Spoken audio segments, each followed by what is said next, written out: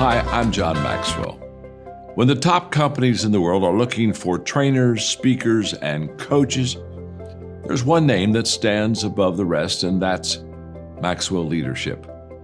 Our certified team members have gotten proven results for companies all over the globe, and our reputation, I'm proud to say, is second to none. Some of our members have risen to the top of their profession, including the one you're going to meet today. I proudly introduce you to my friend Bob Fabian Zinka. Welcome to the Leadership and Success Podcast with your host, Coach BZ, where we help you lead with purpose and succeed with impact. If you're ready to grow into the kind of leader others want to follow, this podcast is for you. If you're determined to elevate your success and leave a lasting legacy, this podcast is for you. As my mentor, Dr. John C. Maxwell reminds us, everything rises and falls on leadership. Our goal is simple: to inspire you, challenge you, and equip you with insights that can transform the trajectory of your leadership journey. Welcome aboard to another episode of the Leadership and Success Podcast with Coach BZ.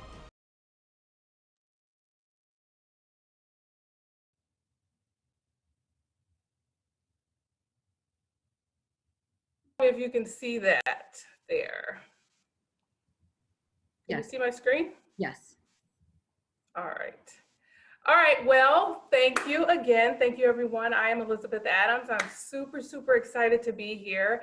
I live in Minneapolis, Minnesota, and I work at the intersection of cybersecurity and AI ethics. As mentioned before, I'm a race and tech fellow at Stanford University, where I am pursuing a civic tech project, which includes ethics in AI, data collection and surveillance, which we'll talk about. And I'm curious, so if people could just kind of drop a note and let me know where they are watching from, and feel free to add questions, and I hope that I'll be able to get to them throughout my presentation. I'm also going to set my timer here so I don't go over. So my fellowship consists of three very different or interconnected parts, so it's not so much different. So there's a civic tech piece, which I'll talk about, which is around public oversight of surveillance technology. There is the piece in the middle, which is a tech insertion model that I designed really for conversation. And it's used as more of a litmus test on when technology is being implemented and adopted in the Black community. Is it going to help uncover or eliminate racism? And so these are conversations that I'm hoping to have around my tech insertion model. And then third, my intern at Stanford is working on a presentation on a community response command center. So when we have another pandemic or a flood or a fire or some sort of homelessness issue, this particular effort is really centered around how do we get the community involved to help make decisions that are fair and equitable about what. All right, I just gave you a small test of Elizabeth M. Adams, and we're going to be talking to her in just a moment. And before I bring her to the show, please let us know, where are you joining us from, what city and what state, and if outside of the US, which country. And let us also know what you are grateful for today. This is the second show I am recording today. Like I said in the show before, that I'm really grateful. One, for freedom, right? July 4th is around the corner this Saturday, and just this past week we had Juneteenth. So from Juneteenth to July 4th, I am really celebrating freedom. Free at last, free at last, free at last. Thank God Almighty, we are free at last. And it really means something. But I am also grateful for great leaders like Dr. Adams, who take time out of their very busy schedule to come to talk to us. And also, if you have a question for Dr. Adams, please type it in the comments. We will be answering you live. So let me see if I can properly do the introduction of our guest today. So we are speaking, like I say, with Dr. Adams, and I think it's not a surprise to anyone. Artificial intelligence is really transforming every industry this day. Right? One question I believe matters more than ever before: how do we ensure that technology serves humanity and not the other way around? And I'm really honored to talk and welcome to Dr. Elizabeth Adams. She's a doctor of business administration, but really one of the world's leading voices on responsible artificial intelligence. She's the founder and CEO of EMA Advisory Services, founder of the Minnesota Responsible AI Institute. She's the chief AI ethics advisor at Paravision, network affiliate at Stanford Human Centered AI Institute, faculty director at the University of Minnesota, Forbes-recognized AI ethics leader, and TEDx speaker, author, and global advocate for human-centered technology. Man, where does she find the time to sleep? My goodness. Through her groundbreaking work, Dr. Adams is helping leaders, organizations, and communities answer one of the defining questions of our time. How do we remain deeply human in an increasingly artificial world? We will also discuss our best-selling book series, In the Age of Artificial Intelligence, Choosing Purpose Before Code. Right? And she has a workbook for leadership for students and also for women. And her inspiring children's book, Little AI and PD, and also Little Miss Minnesota and her six brothers. Part of what we're going to be learning today is why responsible AI is a leadership imperative, not simply a technology issue, but also what it means to lead with humanity in a world of accelerating technology. So, without any further ado, please help me welcome to the Leadership and Success Podcast, the one and only Dr. Elizabeth Adams. Wow, that was fantastic. Thank Thank you. you so much. Good I loved afternoon. it. Welcome. Thank Fantastic. you. Thank So, you. Dr. Adams, what are you grateful for today? Oh, I'm grateful for earning peaceful money. Yes, I love that. I I love that. haven't always earned peaceful money. I've earned stressful money in the past, but now I have I love designed my life so that I get to earn peaceful money. I get to do things that I enjoy, work with people that I enjoy, and do things that feel really, really good to me. that is really fantastic. You have accomplished so much. I was expecting to see like a 60 or 70-year-old woman here. Beyond all of your accolades, your titles, and your degrees, and everything you've been doing, who is Elizabeth Adams?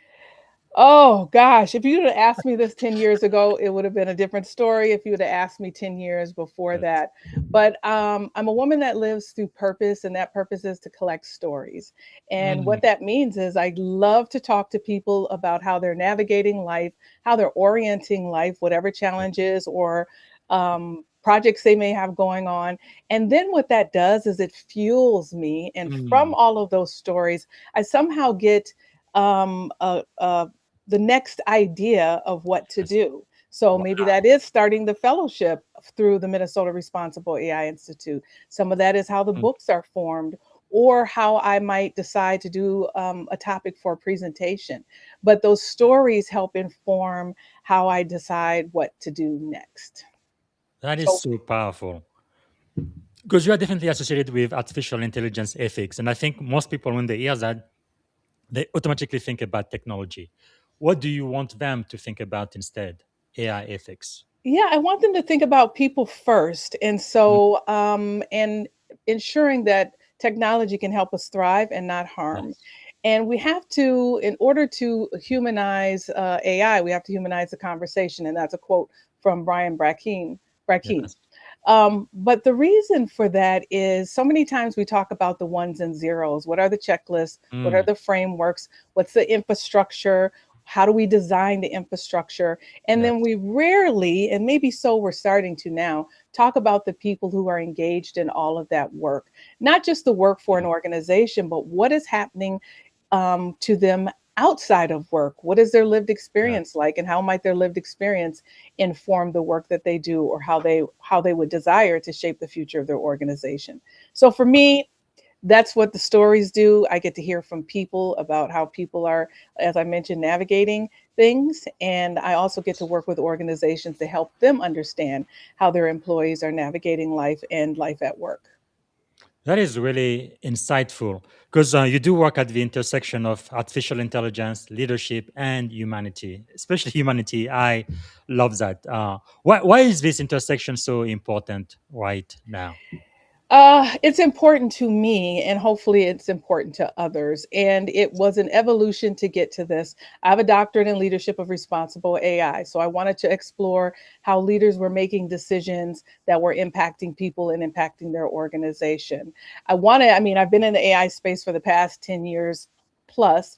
And so I've evolved several times from that perspective. So obviously, that's a hot topic. It's impacting Yes. people's lives. And then, of course, how do we thrive? How does humanity ensure that we stay human in all of this? Mm, So for me, those are the three top components that map to something that I think can be really beneficial for an organization if we kind of yes. orient our conversations around it. We want to make sure Mm, that we have technology that's safe and that can work in organizations, but we also want to make sure that the people who are yeah. helping to implement policies, processes, the technology also have a voice in shaping their future. That is so powerful. Now, I wanted to talk about your leadership journey. And in Yep. your popular TEDx talk, you do talk about you start with a story that is deeply, deeply personal about losing your mother just at Hmm. 6 years old. So sorry to hear that. The question I have for you is how did that experience shape your leadership philosophy of Yeah. empathy and advocacy? So that's really a great question. And I loved taking personal questions. So it's the first chapter in my book where I talk about growing up with six brothers, a grandfather, and a father, and how that male dominated kind of experience shaped my leadership in terms of being able to walk into mostly male dominated environments and being very successful because I've had those experiences growing up. But Mhm. what also happened was I didn't quite get some of the feminine side of who I am nurtured as well. And so that took Mhm. years for me to understand that my operating model is really about caring for people. Yes, I Yes. can have a conversation with anyone around the world about whatever topic we're talking about as it relates to AI, humanity, and leadership. But Mm. where I started to care more was when I started to choose purpose before code. And I Wow. started caring about myself first so that I could then extend that care to others. So that Mm. experience shaped me in terms of really being able to be successful in highly masculine environments, technology Yes. environments. But then now I'm able to really, really operate through purpose and share my life and my work with those around the concept Wow. of care. That is so powerful. And you've already said that even now, and you usually say that technology should serve people, which it kind of makes sense. But where did that conviction come from? Which conviction? That technology should serve people, not the other way around. Well, I had been working in many technology environments, and I just started to see that there was less concern about the people, and there was more concern about metrics, Mm. ROIs, KPIs, OKRs, and Yes. whatever other metrics. And people were really feeling like they weren't engaged. And Mm. so another part of my empirical research is the employee experience in responsible AI. So I got a chance to see how organizations that advance AI well or responsible AI well, how they bring their employees along as stakeholders and key constituents. And they include them by using valuing language, asset, Mhm. collaborator, as I mentioned, constituent. And for those that don't do it as well, meaning that AI stalls or responsible AI stalls, employees are less engaged. They don't have an idea of what the vision is. They're left trying to figure things out on their own. They're trying to be Yes. ethical on their own. And so, and having done that work as well as work that I did with the city of Minneapolis, and you had that in your intro, I just began to really have an appreciation for how hard it is for Mhm. many people to show up in life every day and try and do a Yes. good job, and then also try to take care of themselves and their families and Mm. thrive. And it can be very, very difficult. So, what could I do to help organizations and leaders think about that? And that was part of my evolution and my leadership journey, so that I could be a strong advocate for people. Wow. Quite insightful. Was there maybe a pivotal moment in your life when you realized responsible AI would become your life's work? I won't say it's my life's work. People are my life's work and stories are my life's I work. like that. It happens to be the avenue that I'm pursuing right now. Mhm. Perhaps again, because I'm collecting stories, there might be something that emerges in the next 5 years Wow, that takes I me love that. in a different direction. But I will say that having spent years working on leading technology teams, and I ran a systems integration lab with Yes. 200 people, $54 million operation. I left that environment and began to see how AI really wasn't working for everyone. And in Mhm. that environment, we really called it math and statistics. And so I started to see some things, and this was around 2014 through 2016.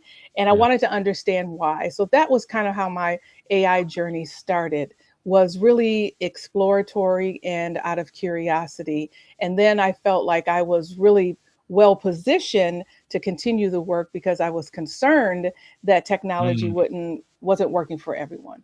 So that was kind of like how things started, and then they just nice. evolved. But many of the friends that I started and colleagues that I started with way back then, 2015 or so, we're all Mm, kind of, it took us about 5 years to kind of figure things out for ourselves, to yes. then branch out across the world and do many different things as it relates Wow. to AI ethics. So some are in policy, some work in with environmental concerns, some Yes. are working at the state level, some are working in organizations, at universities. And it's just been wonderful to Mm, see all of our work being cascaded in different ways across the world so that we're all helping to march towards, our basic human right, which is technology that works for us and in ways that we can wow. thrive. That is powerful. So technology working for humans.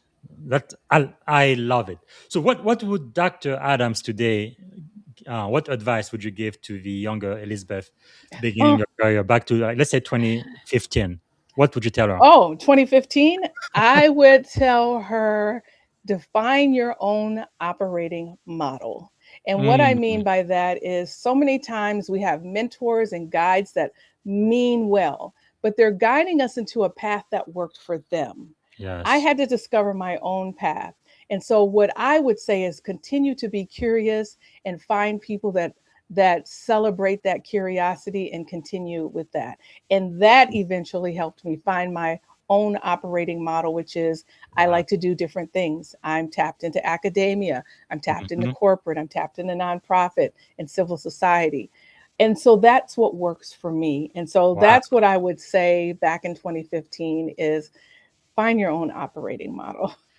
That is really beautiful because you really are involved in so many things. But I guess the connecting tissue, like you said earlier, is really about the people and the stories that surround them, isn't it? Purpose. Purpose, yeah. Yes. It's And incredible. purpose happens to be people and stories right now. Wow, that is amazing. So let's talk about leading in the edge of artificial intelligence. That's all everybody talks about these I days. know. So AI is really moving at incredible speed. I don't think we've ever had a technology that moves so fast. What keeps you optimistic about the future? Oh, good question. I think because I get a chance to talk to so many people around the world, I am seeing people who may not quite understand all the nuances of the technology, but they're Hmm. finding ways to help themselves, help their families, help their organizations, even if the technology wasn't necessarily designed with them in mind. And so, because of that, we think about democratization, where Hmm. people who might not have had access to tools, various AI tools are now creating businesses, or maybe Yes. they're finding diagnoses or um, putting things into an AI to help a doctor see maybe some symptoms that a family member is having so that they can Yes. get to a diagnosis of something. But I'm just seeing some incredible stories. And I'm Mm, also seeing that there are a lot more people who are thinking more deeply about it, whether it's students yes. who choose not to engage for whatever reason, or students who are choosing to engage for Mm, various reasons. And so I am a person, like I said, I love the data, but what keeps me optimistic is that people are I'm seeing people start to make their own choices about how they want to engage with AI. that is powerful. Okay. What then keeps you awake at night when it comes to AI? Nothing. Well, that's the best answer I've ever heard. Okay, so let me ask you this. So, I guess we kind of have two visions of AI, right? One is, I guess, say utopia AI. We're gonna get to AGI, and it's gonna solve everything, and the world is going to turn into a little paradise. And the other one is really the end of the world. It's kind of apocalyptic, right? AI is going to become like the Terminator, start killing people, and end the world as we know it. What is your vision and why? My vision, I suppose, starts with that I don't live in the space of fear or urgency. So Mm, what some of the headlines are saying don't necessarily move me. yes. So my vision is that we get as many people as possible to understand how it can be used in their life and let them choose Mm, whether they want to engage with it. Maybe that's at the policy ah, level, maybe that's at, teaching, maybe that's at the agriculture level. It just mm, really depends.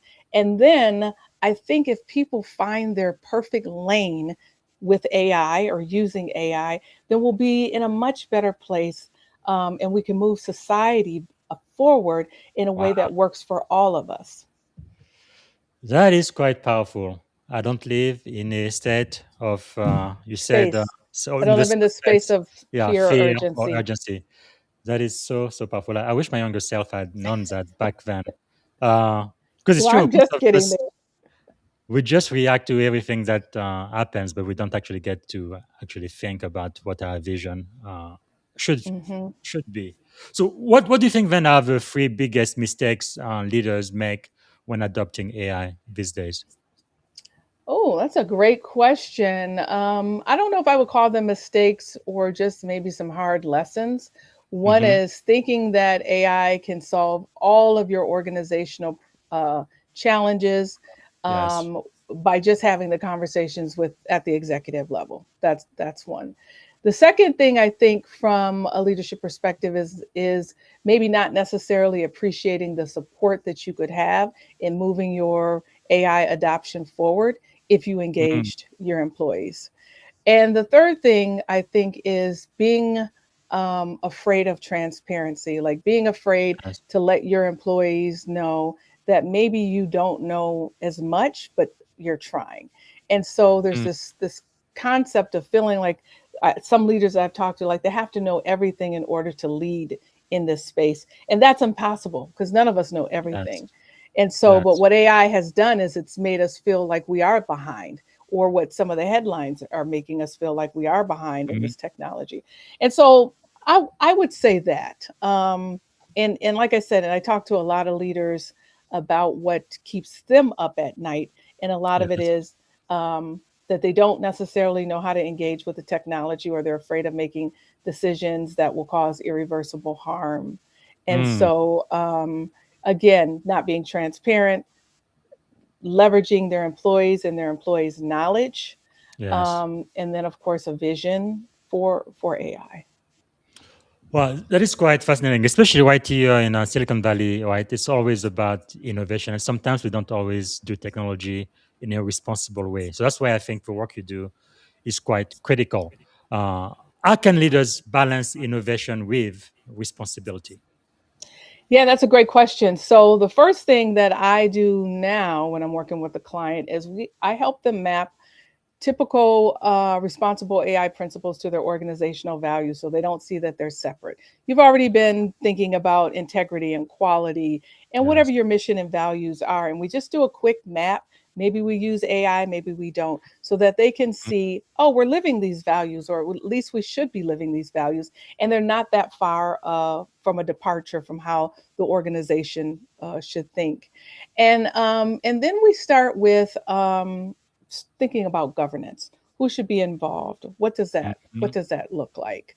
And I can't remember the other part of the question. I apologize because I No, no. got so much in my head. Yeah, it was about innovation and risk responsibility. Oh, yes. Yes. But let me just start with what the definition, or the definition from that I tend to use around Mhm. responsible AI, and it's designing and developing AI with a set of responsible AI principles that guide that design development, and that could be explainability, transparency, trustworthiness, unbiased, auditability, human centered. There's a Yes. number of them, and every organization that I've worked with defines for themselves which principles they adopt based on their culture and based on how they're planning to use AI. Some organizations are not thinking about designing or developing, they're thinking about procuring. So that's a Yes. different set of principles that we think about. Maybe not a Mm, different set, but it engages more teams, a procurement team around data. yes. Um, and then there's a responsible use. So if you're going to integrate it or you're going to adopt a tool, what does that mean for the organization? So kind of Wow. really helping them think through that, but really mapping to some sort of external framework, whether that's IEEE, NIST, or some Yes. other framework, to their Mm. organizational principles, organizational values and mission. And then that creates a great foundation for them to start their AI ethics or responsible AI journey. I really like that you mentioned some of the security framework out there because sometimes I am a little bit scared for some organization. It's all about a compliance Hmm. exercise. Why do you believe responsible AI should really be a strategic imperative and not just simply checking the box? Well, it has to be because if you are thinking about bringing in technology or designing it, there's so many possible impacts and risks that need to be thought about. So it's Mhm. absolutely an imperative but again, it aligns with the values. So I don't really Yes. separate it with the organization's values. So if you are thinking about doing, creating some other technology or using some other technology, just like cybersecurity. So for me, it Mhm. starts with if you say that you are an organization that has values around, I don't know, protecting society, or as I mentioned, data Yeah. quality or quality to your stakeholders or your clients, then that is your imperative, right? To make Yeah. sure that you are meeting the needs of your stakeholders, whether they're Mm. clients, vendors, or your board. And so building responsible AI Yes. really should align with that. What I have found over the years is starting with responsible AI creates this chasm in the organization because then you've got this responsible AI team doing a bunch of different things, whether that's Mm. inventorying models or running things through a task force or a committee, and it can end up Yes. being separate from how the organization is um, communicating their vision. So it all should tie together. And that's how I like to work with organizations where we can think more holistically about it. Wow, that is quite powerful. Let's talk about your best-selling books. I believe it's actually a free workbook. I mentioned earlier one for leaders, one for students, and one for women. But the book is Mhm. artificial intelligence. So I guess the question I have for you is, why did this book have to be written in the age of Uh, artificial? Yeah, that's a good question. So I'll start with when I graduated from with my doctorate in 2024 of August.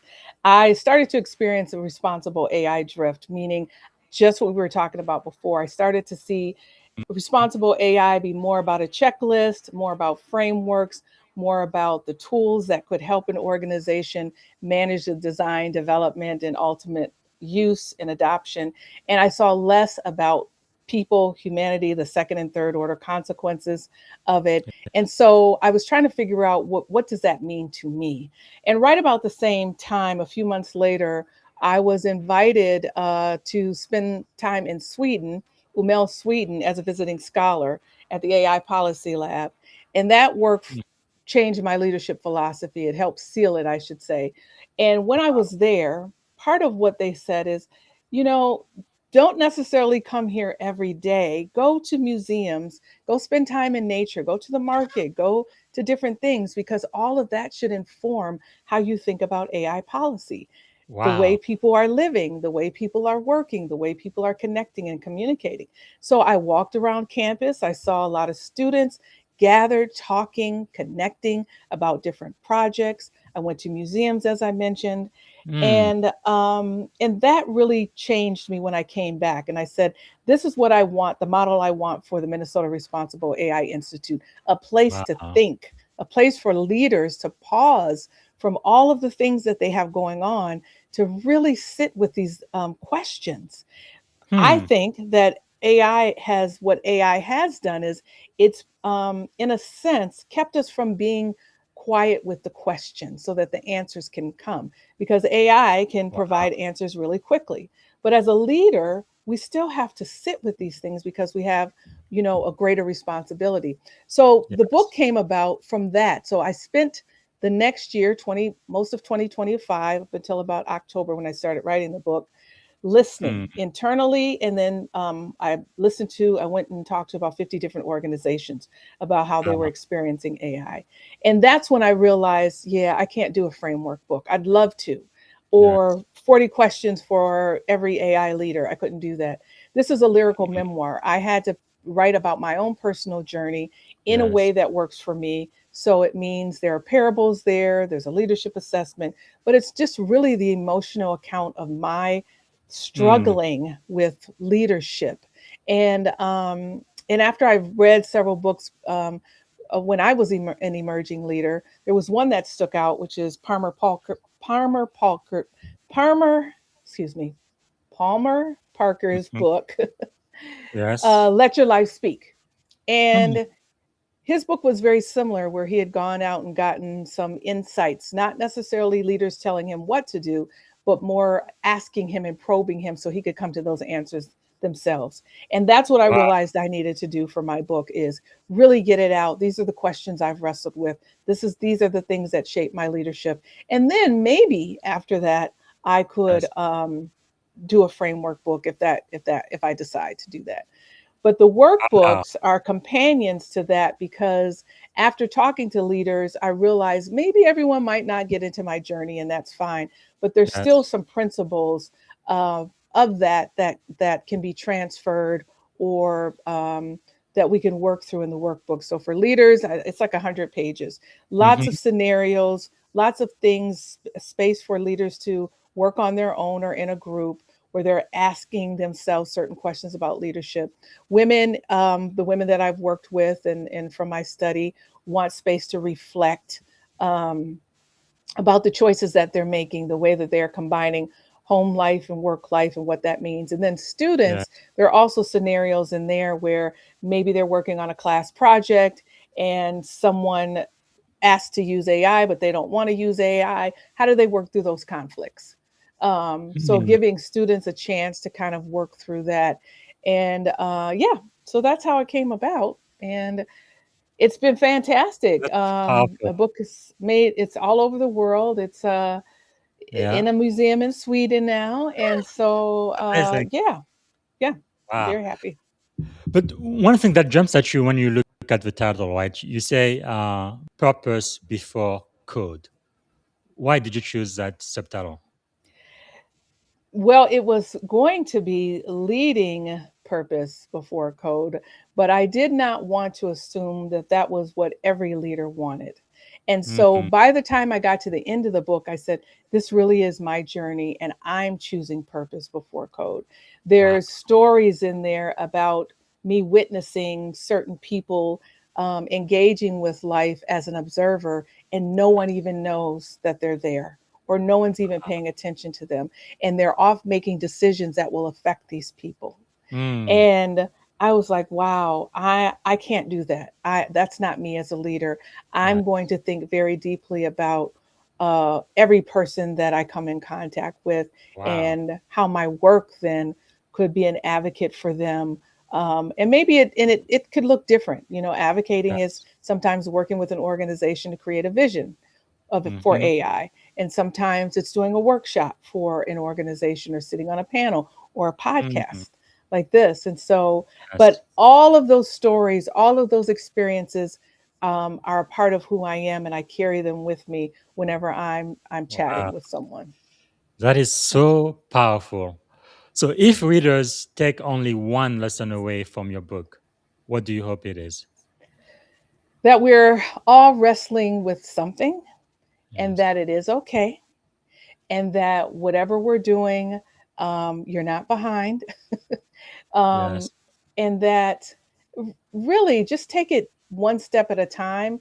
But more than that, own your own story. It was Octavia Butler who said, sometimes we have to write ourselves into our own stories. Hmm. And that's what I have done. I've written myself into my own story. And for people and people will see that in the book. If they get through the whole book, they'll sense that I've written myself into my own story, Yes. as a way to help others not feel so alone in their journey. And so, Mm, what I would say is write yourself into your own story. Be okay with that. Be okay with where you are. it's We're not in a powerful. race, Yes. and enjoy the journey. Wow. Because I mean, it is quite amazing the work you have done. But what leadership principles you think are most important in the age of artificial intelligence, based on your book? Yeah, so this is a great question as well. And the reason why I think these principles that I'm about to name are important because AI can has a tendency to make us feel like we can outsource certain things. And some Mhm. leadership principles are: one, critical thinking, communication, people and human centricity, and ensuring that we are not outsourcing any of that to AI, outsourcing our decision making, outsourcing our Yes. creativity, outsourcing the thinking, Mm, outsourcing the visioning to AI. Because when you do that, you're really outsourcing it to whoever is the ultimate designer of that yes. tool, and you're giving your power away, you're giving your voice away, you're giving your leadership thoughts away when Mm, you allow AI to make those decisions for you. Now, as a thinking partner and as a partner, that's completely fine. Like yes. you and I could sit in a meeting and we could chat and come up with some ideas. To me, that's no different than asking AI a Really. particular question. But from a leadership principle, ensuring that you are owning your own decisions and thoughts and critical thinking and creativity and decision making. Wow, that is really powerful. And of course, you have created companion workbook, like you've already mentioned, for leaders, students, and women. Why was it important to develop different learning pathways? I don't know that I thought that it was important as much as it was what emerged. Does Yes. that make sense? Because I Mhm. spend so much time talking with people. I've talked to thousands of students, I've lectured, and some of the same questions come up. What if I Yes. don't want to use AI? What if someone I'm working with on a class project wants to use AI? Or how Mhm. might I leverage AI? How do I help my university think differently about AI in terms Yes. of thinking about my data privacy? So there were lots of questions that were coming up for Mm. students. And so it made sense to me to offer a support guide for that. But I also have a ton Yes. of leadership guides on my website as well. I've been doing leadership Mhm. guides for a while. And for women, part of my empirical study showed that while men tended to think that AI, the work that they were doing, was saving the world, women tended to think that Yeah. it's just like any other day for us. So Yes. we why don't we just spend some time figuring out the best way to Mm. ensure that our work continues the way that we're doing, and our family work continues, and the way Yes. that I engage with my friends continue, or that I learn about this tool to help amplify and support those things. And Yes. so, for the leadership book, that crosses people who are in leadership capacities, maybe mid managers, Mhm. maybe senior leaders, where we go into a workshop and maybe we just take one chapter or Yes. one area, and we just kind of work through it. So that came about because I've hosted several workshops and I ask questions, and then the conversation ends up being about the question. Like, I might ask, who's Yes. fearful of AI? And so I wanted to put that in a workbook so that anyone in the organization could help continue that work after I Mm. left, or even if I never even show up. That is really, really powerful, man. I wish I had like 2 or 3 hours Uh, with you. But I mean, it is just. I think this is a book whose time has really come. I mean, couldn't have come at a better time.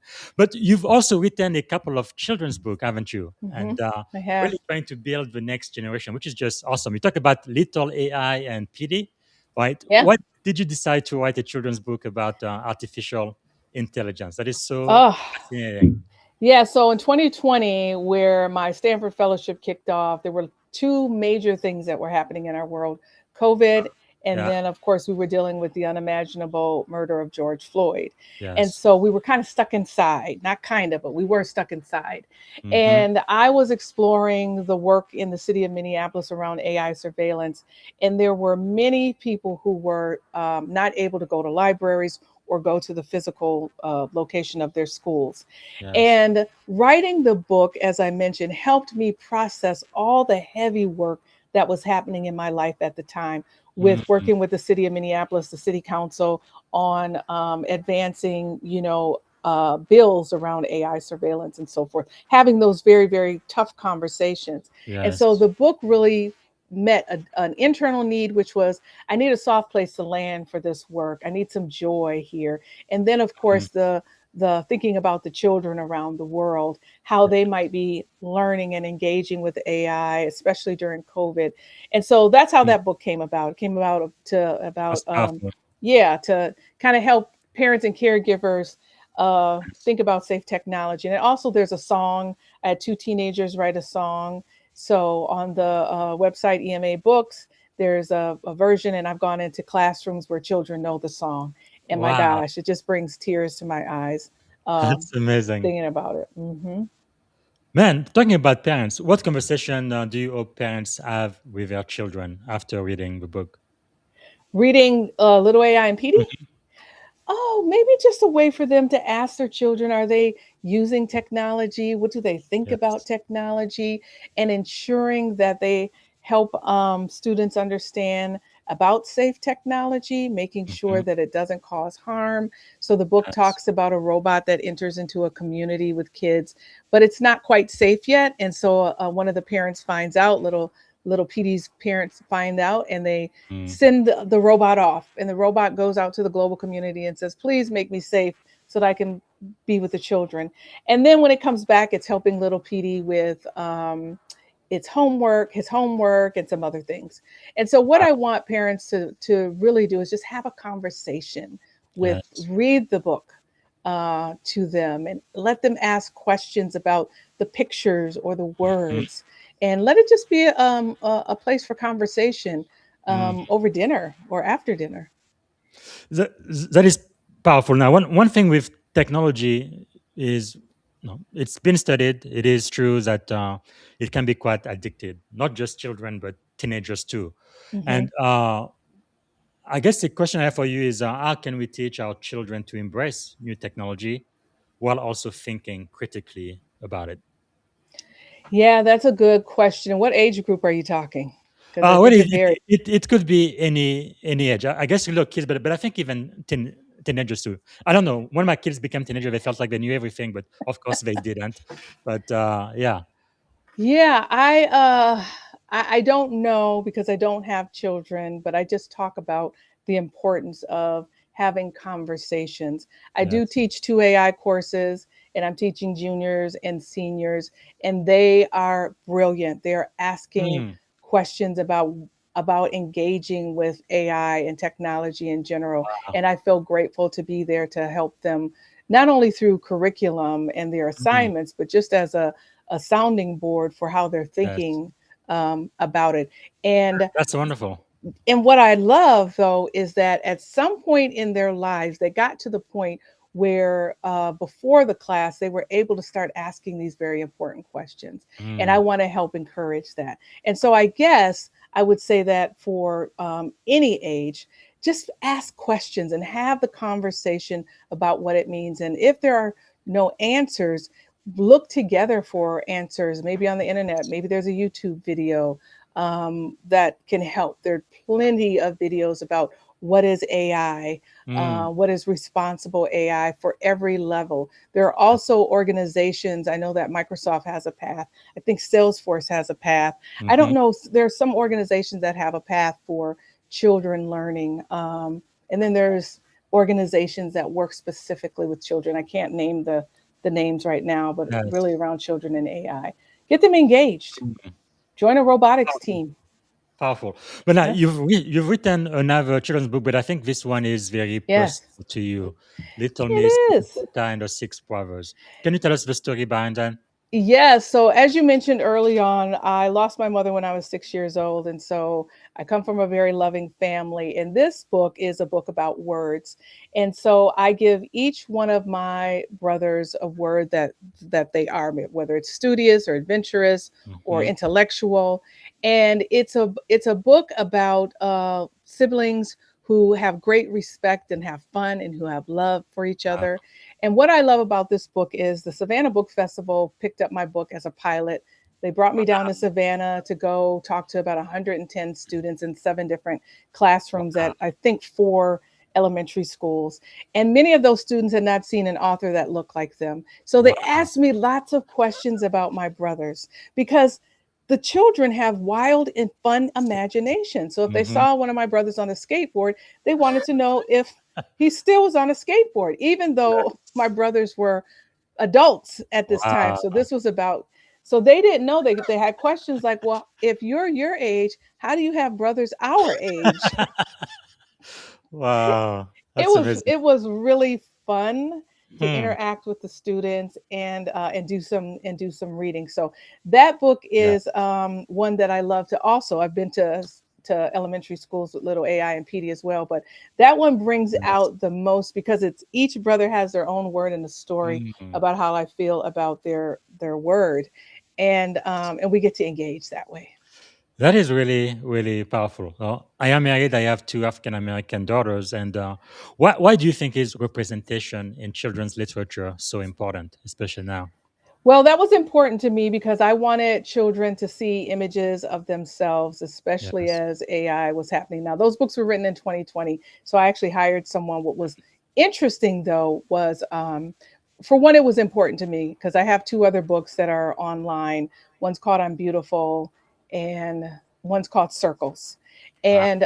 And I worked with artists all over the world, many who had never created for African that the shade tones that I Mhm. wanted, the skin shade tones that I wanted. Yes. So I thought it was important to work with them so that they could also understand because I'd say, no, I need the skin Mhm. tone darker.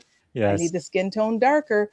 And I felt like it was a great way for all of us to start thinking Wow. about representation, not just the children, but Yeah. also the artists Man, that I hired.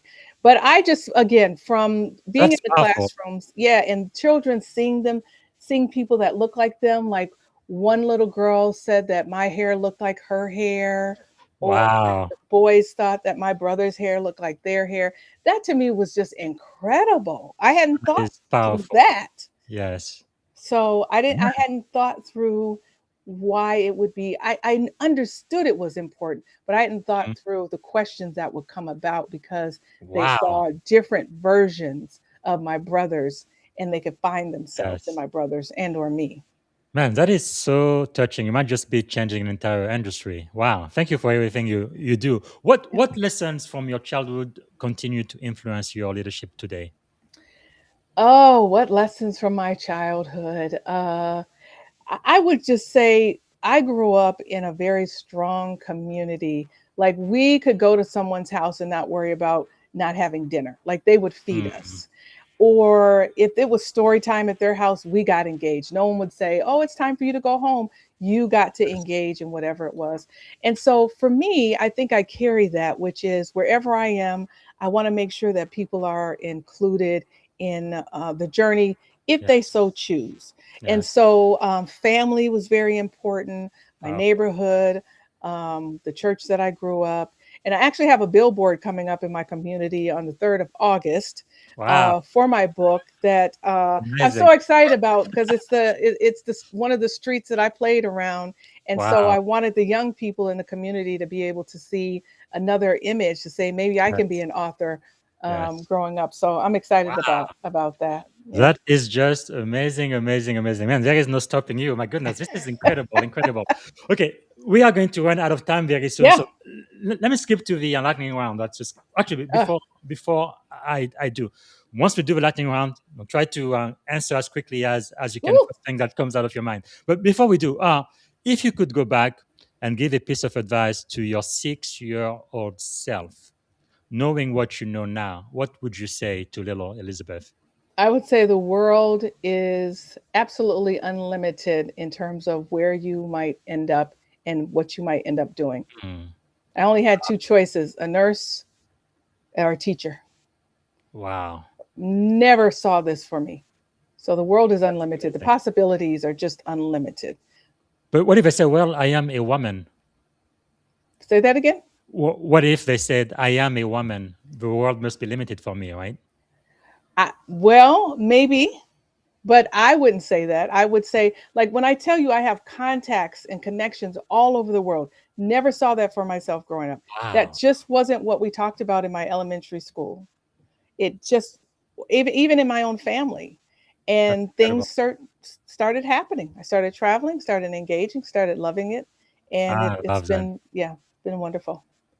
That's powerful, powerful. I think part of the reason why I do this podcast, of course, I would talk to anybody, but I definitely want to put the spotlight on women and people of color because Thank I you. feel like it's very, very important to understand. One, you are not alone, but there are many people out there who are so brilliant, but for whatever reason, they don't get celebrated enough. So hopefully, my show can make just a small difference Hmm.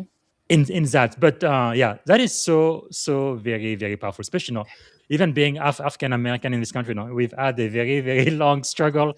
It's going to be 250 years now. We're going to be celebrating America, and we must and we should. But July 4th, 1776, my ancestors were not free. They were in slave. Actually, my kin ancestor for my case because I come straight from Africa. But Hmm. but no, it's been a very very long way, and really in my mind, African American made America become a democracy.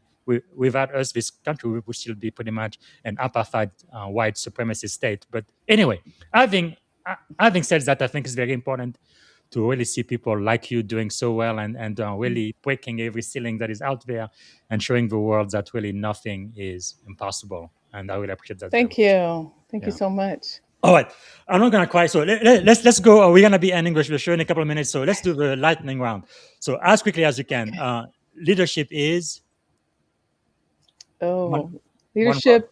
Oh my gosh. Choice Okay. Artificial intelligence is here. all right. The future of work is Evolving. okay. One leadership trait every AI leader needs. Critical thinking. Oh yeah. A book everyone should read is Palmer Parker. Oh my God. yes. I Palmer believe you Parker. just mentioned this one, right? Yes. Let Let your your life life speak. Oh speak. my gosh. Yes. Wow. Why should people read this book? Because it unpacks us as humans, and it also gives us humans agency. It doesn't treat us as Mm, if we're all the same, and I think it just can really help people think individually about what it is that they want out of life and how wow. they That can is serve. so powerful. Okay. One person who inspires you the most. My father. Okay. Your favorite quote is Ooh, the one I mentioned earlier. If you're going to humanize AI, you have to humanize the conversation. Brian Brackeen. ah, powerful. And your definition of success is Ooh. Oh gosh. Doing things your way. I love that. Burger King. All right. As we come to the end, how That's can good. we add value back to you? Oh, well, purchase the books, invite me to speak. Thank you for asking that question. But yeah, I'd love to come out. I already mentioned that stories are my life, Fantastic. stories are data for me. So yeah, invite me out. Let's have a conversation. Let's work through some of the workbooks and let's have a good time with life. And your best site or way to reach you is eadams.tech, right? In addition to LinkedIn. Yes. Hmm. Very Yes. good. I'm going to make sure it's in the show note. Now, you do have two books that have Amazon. I couldn't find them. You said they are online only. Where can we go to find those? Oh, the children's books, they are not in hardcover. So they're available online at emabooks.com and they're read alouds or they're downloadable Okay. PDFs. That is powerful. Powerful. All right. Yeah. Is there before we end? Is there a question I should have asked you? We didn't get a chance. Uh, No, I think you did a phenomenal job with your research and a phenomenal job with all this right. interview. And I want to thank you. Thank you. But before we end, I want to ask you a question. If you could leave one message for every CEO listening right now, what would it be? Start thinking about your legacy and what do you want to leave the world with as it relates to how you led people, teams, and organizations, and yourself. What about for every student listening now? Ooh, think about your future. Start thinking about purpose and thinking about what brings you happiness and joy, and start there. Okay. What about their parents? For them or for their children. For the parents. Meaning, what could they do, or what? How can they support Uh, yeah, one their child? message for them when it comes to AI, because I'm sure a lot of parents are very confused Oh, about AI, what it can do, and what some of the possibility might be. I would say build in time for exploration and curiosity. Okay, what about for a young woman just coming out of college? I'm talking about my daughters, I guess. Same. Yeah, build in time for exploration and curiosity, and follow that. That's kind of how I got started. But now, for one of my daughters, she just graduated from college, right? Last year, May of last year. She has her degree, but a lot of these entry level jobs are being taken away by AI. How Hmm. should she feel about it? What would you tell her? Find her own path. She's going to have to. Ah, She's going to powerful. have to find her own path. Like, Yes. if it's not working, if you go left and it's not working, you might just need to turn the compass a little bit, and that might Mm, be your window.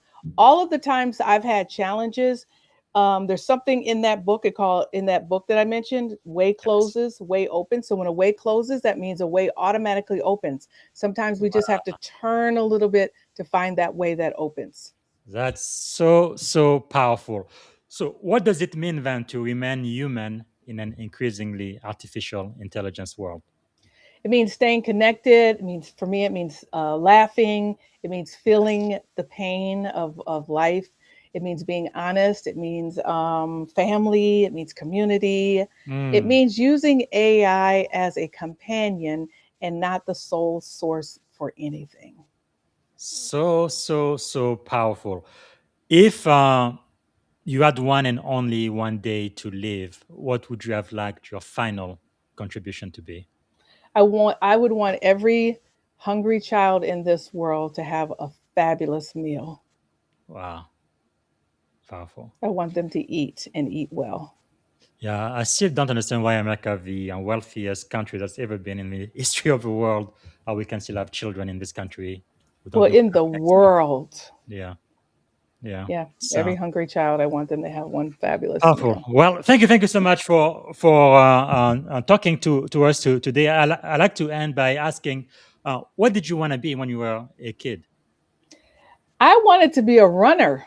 I Ah, saw Wilma Rudolph in the yes. Olympics, and I said, "Oh, that's going to be me." Wow. That's, That's what I wanted to do, but didn't happen.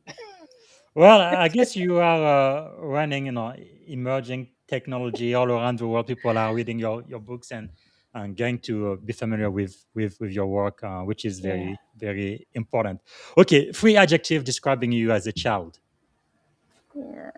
I don't know. These questions are getting very hard. I don't know. You got something else? Okay, what about as an adult? Three adjectives. Um, did I mention curious? Yeah, curious, definitely. Uh, oh my gosh. Curious. So I was, I don't know how to explain this in an Mhm. adjective, but I was always, yeah, curious. I was told I was nosy as a child, but I was always interested in what people were saying. And Okay. so, uh, curious, I'm still curious. Mhm. I One would more. say that. Okay, I that's don't that's know. good. That's good. That's good. I think you are fabulous. What Thank about that? you. All right, I do like to end the show on a positive note. So, what is one thing you are feeling optimistic about?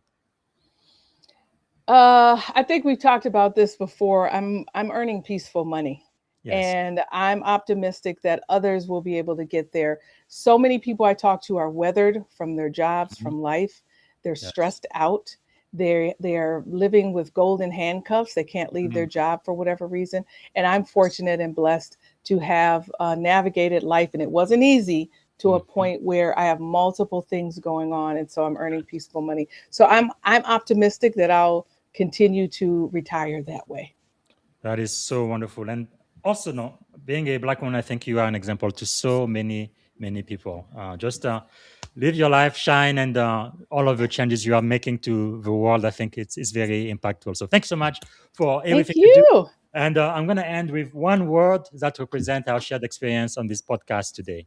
One word. For me? Yes, one Or I word thought that comes to mind. beautiful, Okay. fascinating, All right. I am incredible. so grateful for your example and your work. Thank you so much, Dr. Thank Elizabeth you. Adams. Really Thank appreciate you. it. Bye. All right, everybody. So that was Dr. Adams. So I want everybody to follow her on LinkedIn. You should already have the link on the screen. So that's linkedin.com dash Liz Adams, and also a website, eadams.tech. And of course, get a copy of her best-selling book, which is about In the Age of Artificial Intelligence, Choosing Purpose Before Code. And for all of the leaders out there, get the workbook for leaders, and for your student, get the workbook for student, and for all of the women who watch the show, the workbook for women. All right. Thanks again for watching. I'm going to have two shows for you tomorrow. Later today, I will let you know on LinkedIn who those people are. And as of this week, our friend in the spotlight is Major General Stephen Lepper. He was on the show yesterday. What a very insightful show we had. We really talked a lot about things we need to talk about today, all of the things happening around the world. And sometimes I believe next week on July the 3rd, I will also have Sergeant Alan Lower. He's a veteran from the U.S. Air Force. We're going to be talking about why are you here? Leadership, legacy, and living a life of service. He has a best-selling book, Breakthrough Leadership. We're going to be talking about that. All right. Thanks again for watching, and have a wonderful rest of your day. Happy 4th, and I'll see you again tomorrow. Oh, actually, no, not tomorrow. I will see you today in a couple of hours. I almost forgot. I'm going to be talking to Command Sergeant Major Jason Schmidt, U.S. Army. We're going to be talking about the backbone of leadership inside the non-commissioned officer corps. That's going to be in a couple of hours today. So I'm going to be talking to him. So hope to see you there live on LinkedIn and YouTube. All right. Bye for now. Thanks again for watching. Thank you for tuning in to the Leadership and Success Podcast with your host, Coach BZ. If today's episode added value to your leadership journey, be sure to subscribe, share, and join us again for more wisdom nuggets on how to lead better and achieve greater success. Remember, leadership is the most critical skill of our time. The world will always need leaders to inspire others, drive innovation, and execute meaningful strategy. So why not count yourself among the bold leaders shaping the 21st century? Until next time, stay inspired, stay committed, and keep leading with excellence.